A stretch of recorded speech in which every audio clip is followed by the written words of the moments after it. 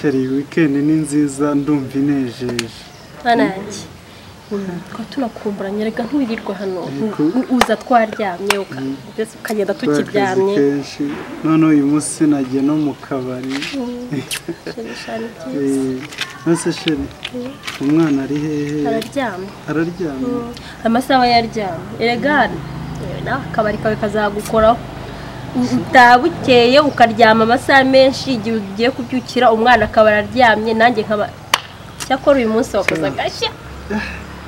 nanjye ariko ndumva binshimishije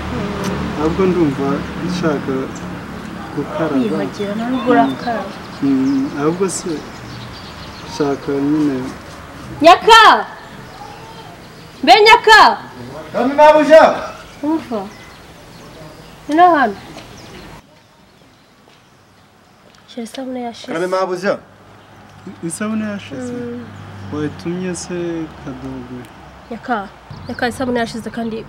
sohoje arashaka gukaraba ngo agende amafaranga ari he genda urebe hariya ku idirishya none se nzaniye sabune uzane Protex nose uyobewe isabune nkaraba uyu mukozi ko nzi ko ari inanga bose ntabwo arabishobora nese urandi igitari sikongera nkutuma ibintu nkabona ibyo ngutumye si ibyo unzaniye nese we kungiye kuyizana mbabaye ugenda uyiririmba urabizi kwibagirwa kwawe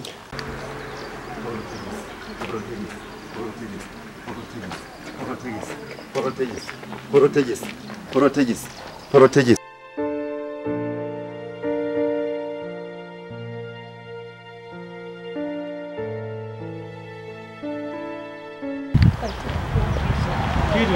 Mabuja nari nyizanye.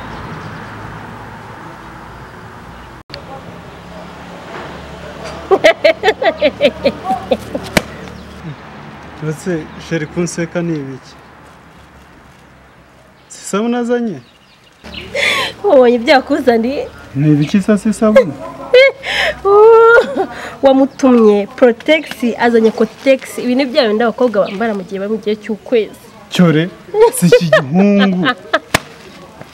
haka abakozi nk'aba mubakura he ariko mana ya nese boss wantumye iki ntago nagutumye Protex isabune boss wantumye Contegis kandi ne bampaye ariko wumva uti umuntu abanyakatsi akajwagara no mu mutwe akajwagara ukabanyakatsi koko ako boss ari cyutazi buriye iwacu ni kure mva imbere va mu maso genda ntago uzamemba basi se mva imbere va mu maso sishaka no kukubona ntasone